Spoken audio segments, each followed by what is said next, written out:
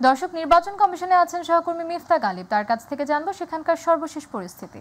গালিব, এনসিপির বিক্ষোভ কর্মসূচির বিষয়ে সর্বশেষ কি তথ্য আছে আপনার কাছে, আমাদের জানাবেন। জাতীয় নাগরিক পার্টির নেতাকর্মীরা তারা এখানে এসে জড়ো হতে থাকে। তাদের দাবি ছিল যে নির্বাচন কমিশন পুনর্গঠন এবং স্থানীয় সরকার নির্বাচনের দাবিতে তারা এখানে জড়ো হতে থাকে। এবং তারা আরেকটি বিষয় তারা উল্লেখ করেছে যে বিএনপি নেতা ইশরাক হোসেনকে মেয়র ঘোষণা যেটি ফ্যাসিস্ট শেখ হাসিনার আমলে যে নির্বাচন হয়েছে সেটিকে বৈধতা দেওয়া হয়েছে বলে তারা অভিযোগ করেন। তারা বলে যে এভাবে চলতে থাকলে তারা পুনরায় আবার ফ্যাসিজম আমাদের দেশে আসতে পারে।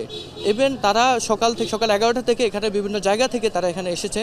এবং প্রথমত যে তারা এখানে পুলিশের যে ব্যারিকেড ছিল নির্বাচন কমিশনের ঠিক সামনে, তারা কিছুক্ষণ পর দুপুর 1টার দিকে তারা এই ব্যারিকেড উপেক্ষা করে তারা সামনের দিকে চলে আসে এবং সামনের দিকে এসে তারা স্লোগানে মুখরিত করে থাকে।